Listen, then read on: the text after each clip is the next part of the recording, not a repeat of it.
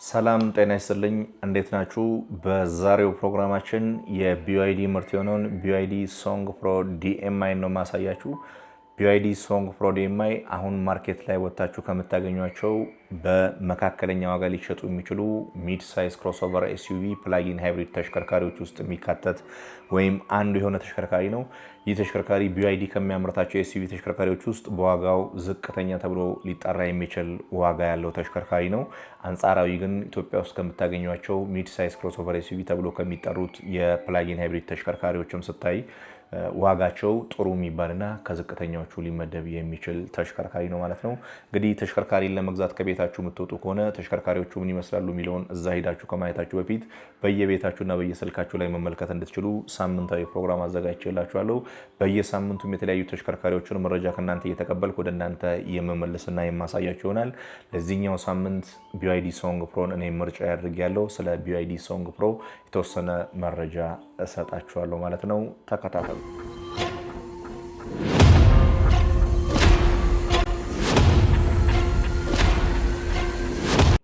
እንግዲህ ቢዋይዲ ሶንግ ፕሮ የመጀመሪያውን ጀነሬሽን በ2019 አምርቶ ለማርኬት ያቀረበ ሲሆን ፈርስት ጀነሬሽን ተብሎ የሚጠሩት ከ2019 እስከ 2021 የተመረቱ ተሽከርካሪዎች እነዚህም ሙሉ በሙሉ በኤሌክትሪክ የሚሰሩ ሙሉ በሙሉ በነዳጅ የሚሰሩና በፕላጊን ሃይብሪድ አማራጭ ያላቸውን ተሽከርካሪዎች ለገበያ አቅርበው ነበረ። ከዛ በኋላ ሁለተኛ ጀነሬሽን ተብሎ የተመረቱት ሙሉ በሙሉ በፕላጊን ሃይብሪድ ሲስተም ብቻ የሚሰሩ ተሽከርካሪዎች ሆኖ ዲኤምአይ ሲስተምን ያስተዋወቁበት ወይም ቢዋይዲ ሱፐር ዲኤምአይን ያስተዋወቁበት ቴክኖሎጂ ማለት ነው። ይሄም 2022 እስከ 2023 የተመረቱ ተሽከርካሪዎች ናቸው። በእነዚህኛው ጀነሬሽን ሙሉ በሙሉ በነዳጅ የሚሰራና ሙሉ በሙሉ በኤሌክትሪክ የሚሰሩ ተሽከርካሪዎች ያልተመረቱ ሲሆን ከዚህ በኋላ ያሉት ላይም ሶስተኛና አራተኛው ጀነሬሽንም ሁሉም በፕላጊን ሃይብሪድ ቫሪያንት ያላቸው ናቸው ማለት ነው። 23 እና 24 ላይ የተመረቱት ደግሞ ፌስ ሊፍት አድርገው አፒራንሳቸው ላይ ብቻ ለውጥ ተደርጎ የቢዋይዲ ሱፐር ዲኤምአይን የተጠቀሙ ተሽከርካሪዎች ሲሆኑ እነዚህም በፕላጊን ሃይብሪድ ቫሪያንት ብቻ ያላቸው ናቸው። እኚህ አሁን የምትመለከቷቸው ተሽከርካሪዎች ደግሞ የ2025 እና ከዛ በኋላ የተመረቱ በተለይ በስማርት ድራይቪንግ ቫሪያንት ያላቸውን አራተኛ ጀነሬሽን ብለው 2025 ላይ ማምረት ጀምሮ እስካሁን በምርት ላይ የሚገኙ ተሽከርካሪዎች ናቸው ማለት ነው። እነዚህ ተሽከርካሪዎች እንግዲህ ፕላጊን ሃይብሪድ ቫሪያንት ያላቸው ክሮስኦቨር ኤስዩቪ የሆኑ ተሽከርካሪዎች ሲሆኑ በቦዲ ደረጃ 5 በር ያላቸው ሚድ ሳይዝ የሆነ ኤስዩቪ ተሽከርካሪዎች ናቸው። እኚህ ተሽከርካሪ 5 ሰው ከሹፌርን ጨምሮ አንደላቆ ማስቀመጥ የሚችልና ከኋላ ቢሆኑ ሰፋ ያለ ትራንክ ስፔስ ያለው ተሽከርካሪ ሲሆን የተገጠመባቸው ኢንጂን ደግሞ በ1.5 ሊትር ኢንላይን 4 ሲሊንደር ናቹራል አስፒሬትድ የሆነ የፔትሮል ፕላጊን ሃይብሪድ ኢንጂን ያላቸው። በዚህ ኢንጂንም እስከ 74 ኪሎዋት ድረስ ፓወር አውትፑት ያላቸው ወይም ፓወር አውትፑትን ማመንጨት የሚችሉ ሲሆን ተሽከርካሪዎቹ ላይ የተገጠመው ኤሌክትሪክ ሞተር ደግሞ እስከ 120 ኪሎዋት የሆነ ፐርማነንት ማግኔት ሲንክሮነስ ኤሌክትሪክ ሞተር ተገጥሞባቸዋል ማለት ነው። እኚህ ተሽከርካሪ እንግዲህ ፕላጊን ሃይብሪድ ስለሆኑ የፕላጊን ሃይብሪድ ተሽከርካሪዎች በሚገጠምላቸው የባትሪ ካፓሲቲ አማካኝነት ድራይቪንግ ሬንጃቸውም በጣም ልዩነት ስለሚያመጣ በባትሪ ካፓሲቲ ደረጃ 4 አይነት ባትሪ ካፓሲቲ ያላቸው ባትሪያቸውን በቢዋይዲ ካምፓኒ የሚመረተው የኤልኤፍፒ ባትሪ አማራጭ ነው የቀረቡት ማለት ነው። መጀመሪያ ላይ ያለው 12.5 ኪሎ ዋት አወር ያለው ባትሪ የተገጠመባቸው ተሽከርካሪዎች ሲሆኑ እነዚህ ተሽከርካሪዎች ቻርጅ ከተደረጉ መጀመሪያውን ኪሎ ሜትር ሙሉ በሙሉ በኤሌክትሪክ 75 ኪሎ ሜትር መጓዝ እንደሚችሉ ይነገርላቸዋል።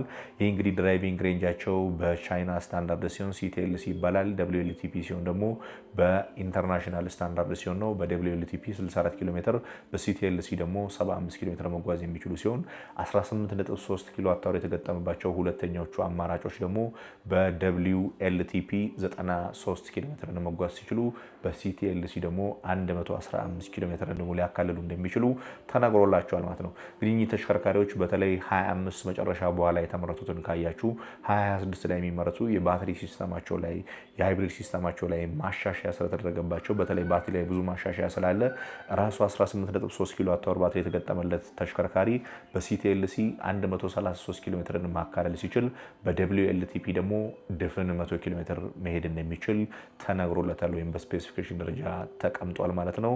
ሌላኛዎቹና ከፍ ያለ ሬንጅ ያላቸው 26 እና ከዛ በኋላ የተመረቱ ተሽከርካሪዎች ላይ ብቻ የምታገኟቸው 26.6 ኪሎ ዋት አወር ባትሪ ያላቸውን ተሽከርካሪዎች ሲሆኑ እነዚህም በፉል ቻርጅ በሲቲኤልሲ ሜዠርመንት ብቻ በመጀመሪያዎቹን 220 ኪሎ ሜትር በኢቪ መጓዝ ይችላሉ ሲባል በWLTP ሜዠርመንት ደግሞ 150 ኪሎ ሜትር እንደሚያካልሉ ተነግሮላቸዋል ማለት ነው።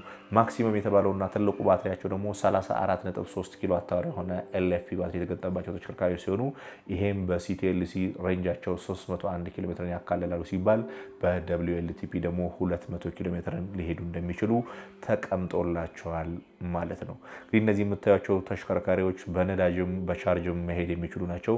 አብዛኛዎቻችሁ የፕላጊን ሃይብሪድ ሲስተም ያላቸው ተሽከርካሪዎች እንዴት ነው ያለ ቻርጅ መሄድ ይችላሉ ያለ ነዳጅ መሄድ ይችላሉ የሚል ጥያቄ ብዙ ጊዜ የምታነሱት ጥያቄ ነውና ይህን ጥያቄውም በዚህ እግረ መንገዳችንን ለመመለስ ያክል ፕላጊን ሃይብሪድ የሚባል ሲስተም ያላቸው ተሽከርካሪዎች በቻርጅ ወይም ደግሞ በሶኬት ቤታችሁ ቻርጅ መደረግ ይችላሉ።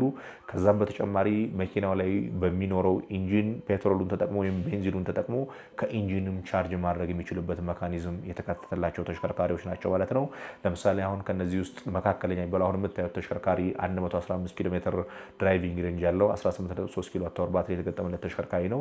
ይህን ተሽከርካሪ እናንተ በቤታችሁ 100% ቻርጅ የምታደርጉት ከሆነ ድራይቪንግ ሞዳችሁን ኢቪ ካደረጋችሁ ባትሪው 15% እስኪደርስ ወይም ባትሪው ወደ ዜሮ እስኪወርድ ድረስ ድፍን 115 ኪሎ ሜትር ሊያስጉዛችሁ ይችላል ተብሎ ይታሰባል ማለት ነው። አሁን የቢዋይዲ ሃይብሪድ ሲስተም ያላቸው ተሽከርካሪዎችን ካያችሁ አብዛኛውን ጊዜ ድራይቪንግ ሬንጃቸው የሚቀመጠው የተወሰነ ኪሎ ሜትር እየቀረውም ቢሆን የሃይብሪድ ሲስተማቸውን ያስነሱና ስራ ይጀምራሉ። ነገር ግን WLTP እና CTLC የሚባለው ሬንጅ ይሄንም ጭምር የሚያመለክታቸው ስለሆነ ሬንጃቸው በWLTP 93 ኪሎ ሜትር የተባለው እነዚህ 115 ኪሎ ሜትር ሄዳሉ የተባሉ ተሽከርካሪዎች መጀመሪያ ቻርጅ ፉል ስታደርጓቸው 115 ኪሎ ሜትሩን ይጽፉላቸዋል።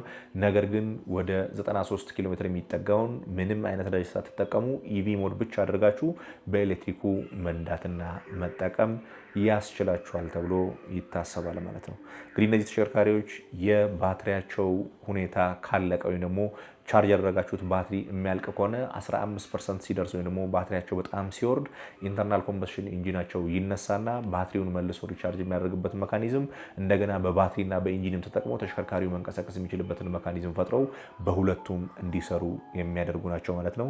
ምናልባት እንግዲህ አዲስ አበባና አዲስ አበባ ከተማ ብቻ የምትንቀሳቀሱ ሰዎች ካላቸው ወይም ደግሞ እንቅስቃሴያችሁ በቀን 30-40 ኪሎ ሜትር ከዛ ያልዘለለ ከሆነ ይህን ተሽከርካሪ በሁለት ቀን አንዴ ሪቻርጅ ያደረጋችሁት የምትሄዱ ከሆነ ሙሉ በሙሉ በኤሌክትሪኩ ብቻ የተጠቀማችሁ ለረጅም ጊዜ ሊያገለግላችሁ ይችላል ማለት ነው።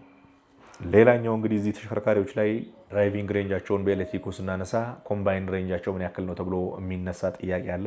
ኮምባይን ሬንጃቸው የኤሌክትሪክ ባትሪውንም ፉል ካደረጋችሁት የነዳጅ ሰልባቲውንም ፉል ካደረጋችሁት በጥቅሉ 1600 ኪሎ ሜትርን ማካለል ይችላሉ ይላሉ። 2025 መጨረሻ ድረስ የተመረቱት በዛ ሲስተም ያሉት፣ ከ25 በኋላ የተመረቱት ካሉ ደግሞ ድራይቪንግ ሬንጃቸውም ኢምፕሩቭ ስለተደረገ ሃይብሪድ ሲስተማቸውም ኢምፕሩቭ ስለተደረገ 2000 ኪሎ ሜትር ድረስ መጓዝ እንደሚችሉ ነው የሚነገርላቸው። በተለይ በባትሪ ካፓሲቲያቸው ደረጃ ከፍ ያሉት ተሽከርካሪዎች በራሱ በባትሪ ካፓሲቲው ልክ ከፍ እያለ ስለሚሄድ ያንም ድራይቪንግ እየጨመረ ይሄዳል ማለት ነው።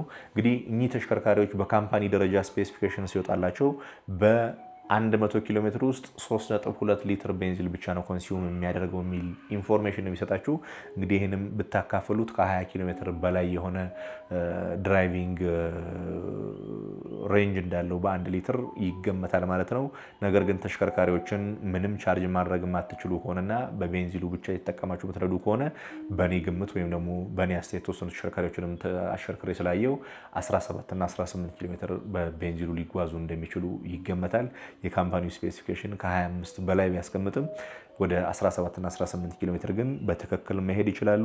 እንደነገርኳችሁ መኪናዎቹ ደግሞ ፕላጊን ሃይብሪድ ስለሆኑ እናንተ አክሰሱ ካላችሁ ቤት ውስጥ ቻርጀር ላይ ሶኬት ላይ ቻርጅ የምታደርጉት ከሆነ የባትሪ ካፓሲቲያቸው ተለቅ ያለ 18.3 ኪሎ ዋት አወር ለሆኑት 100 ኪሎ ሜትሩን ያስጉዟቸዋል። 26.6 ኪሎ ዋት አወር ለሆነ ባትሪ ላላቸው ደግሞ 150 ኪሎ ሜትር ያስጉዟቸዋል። ከፍ ያለ 34.3 የሆነ ባትሪ ካፓሲቲ ያላቸውን ተሽከርካሪዎች ደግሞ 200 ኪሎ ሜትር ድረስ ኢቪውን ብቻ መጠቀም ያስችላቸዋል ተብሎ ይታሰባል ማለት ነው። እንግዲህ የቢዋይዲ ሱፐር ዲኤምአይ ሲስተም ወይም ደግሞ የፕላጊን ሃይብሪድ ሲስተማቸው ተሽከርካሪዎቹ አብዛኛው በኤሌክትሪክ ሞተራቸው ላይ ነው ዲፔንደንት የሚሆኑት ወይም ደግሞ ከኢንጂናቸው ይልቅ ኤሌክትሪክ ሞተር ካፓሲቲያቸው ከፍ ያለ ስለሆነ ሞር በኤሌክትሪኩ ሲነዱ የተሻለ ጉልበት የተሻለ ፐርፎርማንስ አላቸው። ኤሌክትሪክ ሞተራቸው ደግሞ ባትሪው አልቆበት ልክ ወደ ኢንጂን ሲቀይር ኢንጂን ላይ ትልቅ የሚባል ጩኸት ትልቅ የሚባል ድምፅ ልትሰሙ ትችላላችሁ። ያም አብዛኛውን እንግዲህ እንደ ሬንጅ ኤክስቴንደር ተሽከርካሪዎች የሚያገለግል አይነት ሲስተም ስላለው ኢንጂኑ ዳይሬክት ተነስቶ እግርን ከመንዳት ይልቅ የኤሌክትሪክ ሞተሩን ፊድ እያደረገ ኤሌክትሪክ ሞተሩን እንዲንቀሳቀስ የሚያደርግበት ሲስተም ነው ያለው ማለት ነው። ለዛ ተሽከርካሪዎቹ በዚህ ደረጃ ነው ያሉት ማለት ነው። እንግዲህ ተሽከርካሪዎች የስማርት ድራይቪንግ ሲስተም ያላቸው ተሽከርካሪዎች ናቸው። ስማርት ድራይቪንግ ሲስተም ከኖርማል ድራይቪንግ ሲስተሞቹ ለየት የሚያደርገው አሽከርካሪውን ሊያግዝ የሚችል ቴክኖሎጂ ተካቶለታል። ከነዚህ ቴክኖሎጂዎች ውስጥ በዋነኝነት የሚጠቀሰው 12 የሆኑ ካሜራዎች አሉት። ከፊት ለፊት፣ ከጎን፣ ከኋላ፣ ከታች፣ ከላይ ተደርጎ 12 ካሜራዎች ተጨምሮለታል። በእነዚህ ካሜራ አማካኝነትም ዲቴክት ያደርጋል። ኦብጀክቶችን ማየት ይችላል። ኢሜጆችን ክሬት ማድረግና ለሹፌሩ መስጠት ይችላል። ከዛም በተጨማሪ 12 የሆኑ አልትራሶኒክ ራዳሮችን ወይም ደግሞ ከዚህ በፊት የምታውቁ ከሆነ የፓርኪንግ ሴንሰር የምንላቸው አይነት ሴንሰሮች 12 የሚደርሱ ቁጥር ያላቸው ተሽከርካሪው ዙሪያ ላይ የተገጠሙለት ስላሉ ይህም ተሽከርካሪ በጎንም በፊት ለፊትም በኋላም ሌሎችንም ዲቴክት እያደረገ አሽከርካሪውን ዋርኒንግ የሚሰጥበት ወይም ደግሞ ራሱ አውቶ ብሬክ ማድረግም ካለበት ብሬክ የሚያደርግበትን መካኒዝም ያካተተ ነው። እንግዲህ የነዚህ ተሽከርካሪ ኢንተለጀንስ ድራይቪንግ ሲስተም ወይ ስማርት ድራይቪንግ ሲስተም የሚባለው በዋነኝነት የሹፌርን ስራ ማቅለል፣ ለሹፌር ነገሮችን ኢንፎርም ማድረግ፣ በቀላሉ ነገሮችን ዲቴክት አድርጎ ማየት። ለምሳሌ መንገድ ላይ ምልክቶች የሚቀመጡ ከዚህ በላይ ስፒድ አተንዳ ይሄ መንገድ ዝግ ነው የሚሉ ከሆነ እነዛን ምልክቶች ዲቴክት እያደረገ ወደ ዳሽቦርድ ወይም ለሹፌሩ ምልክት መስጠትን ወይም ደግሞ መረጃ መስጠትን መስራት የሚችል ቴክኖሎጂ ያካተቱ ተሽከርካሪዎች ናቸው። እንግዲህ በአይናችሁ ዙሪያውን እንደምትመለከቱት ተሽከርካሪዎቹ የፌስ አፒራንሳቸው አንጻራዊ ሻል ያለ ወይም ደግሞ ለአይንም ጥሩ ሊባል የሚችል አይነት አፒራንስ ያላቸው ናቸው። ኢትዮጵያ ውስጥ ካሉ ተሽከርካሪዎች በተለይ ከዚህ በፊት የምናውቃቸው እንደነ ሃይንዳይ ክሬታ ያለው አይነት ተሽከርካሪዎች ጋር ተቀራራቢ የሆነ አፒራንስ ያለው ተሽከርካሪ ነው። በቂ የተባለ ግራውንድ ክሊራንስ አለው። መቀመጫው ከፊትም ከኋላም አንጻራዊ ከሚገዛበት ዋጋ አንጻር በቂ ሊባል የሚችል ስፔስ ያለው፣ በቂ ሌግሩም ያለው፣ በቂ ሄድሩም ያለው፣ ከላይ እንደምትመለከቱት የሚከፈት ፓኖራሚክ ሰንሩፍ አለው። ሰንሩፍ የሌላቸውም ትሪም ሌቨላቸው ዝቅ ያለ ድራይቪንግ ሬንጃቸውም ዝቅ ያለ ተሽከርካሪዎች አሉ። ነገር ግን እነዚህንም እንደምትመለከቱት ያካተቱ ተሽከርካሪዎች በማርኬት ላይ ይገኛሉ ማለት ነው። እንግዲህ እኚህ ተሽከርካሪዎች አሁን በኢትዮጵያ ገበያ ላይ ከ6 ሚሊዮን 800 ሺህ ጀምሮ እስከ 7 ሚሊዮን 400 ሺህ ባለ ዋጋ እየተሸጡ ይገኛሉ ማለት ነው። እነዚህ ተሽከርካሪዎች ላይ ሀሳብ አስተያየት የሚኖራችሁ ከሆነ በኮመንት ስር ማስቀመጥ ትችላላችሁ።